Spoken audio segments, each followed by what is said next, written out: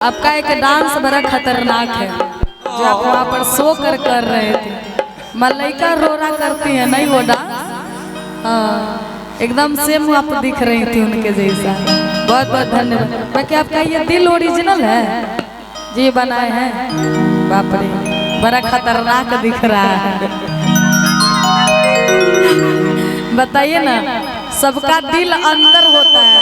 ए सीटी तू साइलेंट होकर ना तो हम वायलेंट हो जाएंगे। सबका दिल अंदर होता है। दिल किधर रहता है? बाएं किधर ही नहीं? जोर से बोला बाया। हाँ ये बाया बा बाया ही है। तो ये दिल में ये लकड़ी का एगो निकलवा दिले हो यार। बाकी इनके दिल खातिर ताली बजा दीजिए एक बार। बड़ा खतरनाक बनवाई है। बताइए हम खाली भगवान के नाम लिखवा रहे थे तुमको रोना आ रहा था। फिर भी हम इसको छोड़वा दे रहे थे कि नहीं नहीं रहने दीजिए बड़ा दुख रहा है। बाकी ये तो यहाँ बनवा ली है कितना दुखा होगा। और जिनके लिए बनवाए होगा वो पता न देखा है कि नहीं देखा है। बाकी लड़का बड़ा सुंदर भाव में बताओ तो कहता आप बिंदी बड़ा अच्छा लगाई हैं। आपके लिए कहना चाहें कि तोहर लीला के बिंदिया बड़ा चमकता आ कौन सेंट लगावेल देह बड़ा गमकता कि मन कर धाली ही तोहरा के कोरा में आहाई दिया के जोरा में आहाई लइका सबके सोझा में। ये बहुत भाव और फीलिंग में है। बाकी यही जाड़ा के महीना दिन में अभी तो जार भरले नु बा। हम एगो गाना गैले हैं नया जो कि नया नई गाना आज आपको सुनाने वाले क्या कि हमारे कैमरा वाले भैया सब उपस्थित हैं।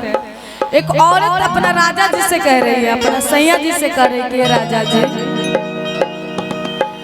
कि बॉम्बे बंगाल सैया सब दिन रही हो गाँव राजा बोल अरे करी हो नौकरिया बाहरवा रोहित जी कि बॉम्बे बंगाल सैया सब दिन रही हो अरे करी हो नौकरिया बाहरवा हाँ हाथ झाड़ के अरे करी हो नौकरिया बाहरवा और क्या कि मेहर के रोजे मेहर के रोजे रजाई गरम कर आ जाइए घर तू जरवा में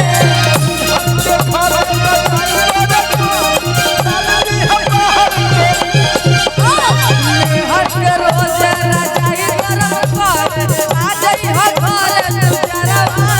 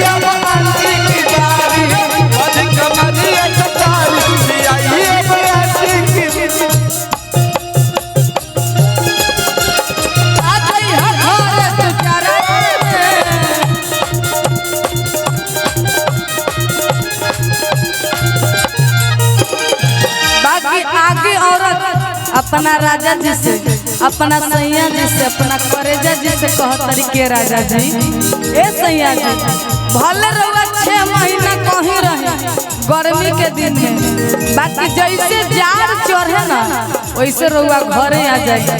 औरत बहुत तरी बड़ी सुंदर भाव में तताओ गर्मी बरसात बर्दाश्त हो जाई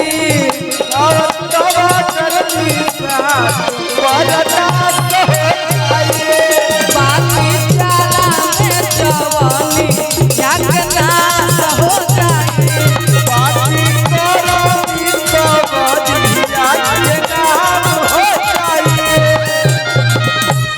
ताओ गर्मी बरसात बर्दाश्त हो जाई बाकी जाड़ा में जवानी क्या के नाश हो जाई। ए भाई दिल ले जाए खातिर की फिर ले लेबो? अच्छा हम ले जाएंगे, ठीक है, कल हम दीवार में टांग देंगे, ठीक है। बाकी देखेंगे इस पे लव यू लिखल है और दिल भी इन लोग की तरफ से मिला है। भाई दिल किसी को नहीं दिया जाता है। सरिया में लोग प्रपोज कर रहे हैं दिल के साथ।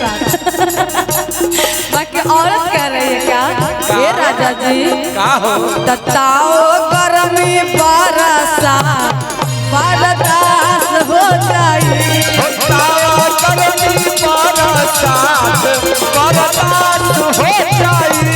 बाकी जाड़ा में जवानी क्या के नाश हो जाई बाकी जाड़ा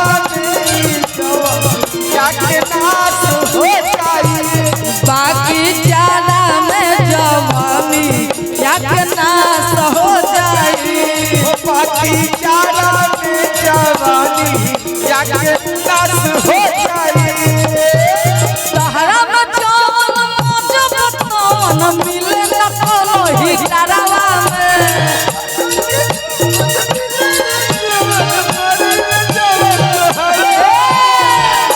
ए रोहित भाई इनकरा के तो हमनी के क्षेत्र में होए के चाहिए। अरे यार इनको सुनाना भी चाहिए थोड़ा सा। हाँ बजरा का ए सचित भैया जी बोलो बाबू कहतन कि इनकरा के हम लोग के क्षेत्र में होना चाहिए। अभी ये हो एगो करे जो बचन बाबू ले जा हम तो मुसलमान इहो क्षेत्र हमरे है ना अरे पहले तो हम इधर ज्यादा आते थे ना, अब ना उधर जाने लगे। ऐसे भी अदिति जी आप भूल जाते हैं हम दोनों भाई बहन हैं ना ना ना ना ना बाकी औरत कहत तरीका का कहत तरीका हरम जौन मजा बतो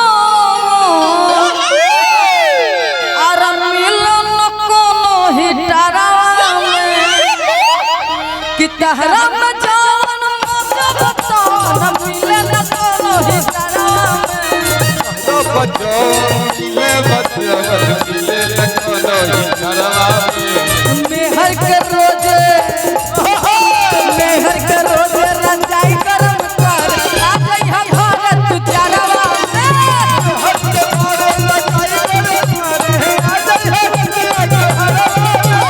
मेहर के रोजे रंजाई करम कर आ गई हम घर तू चरवा में हट के मारे लगाई करे आ जाई हमारे चरवा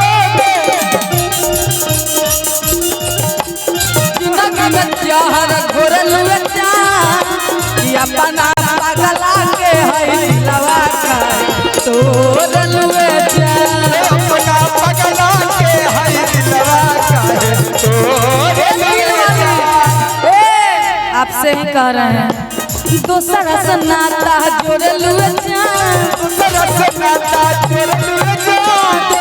से नाता जोड़ल कि अपना पगला के है दिलवा का तोरल ई सच दवा के है दिलवा कि अपना पगला के है दिलवा का तोरल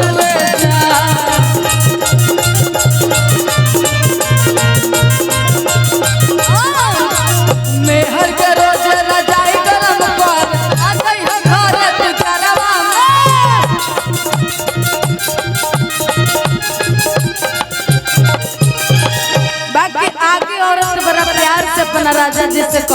के राजा जी ए सैया जी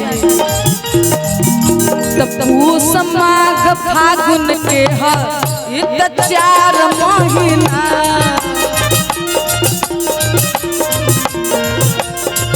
छोड़ के जखमी जितेंद्र अब चाहिए कहीं ना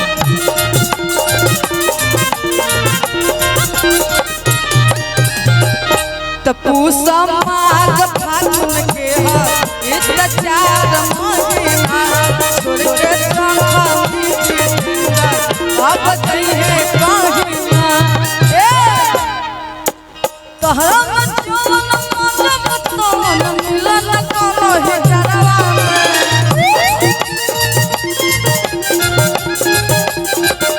तोहरा में जवन मन तवन मिलन करहि डरवा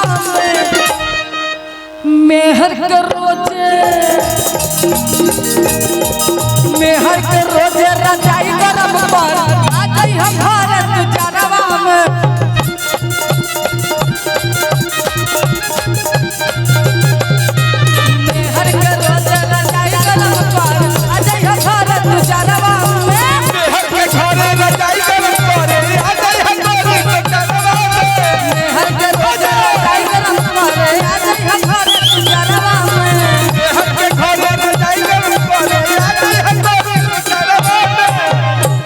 मेहर के रोजे अरे रजाई गरम करे अरे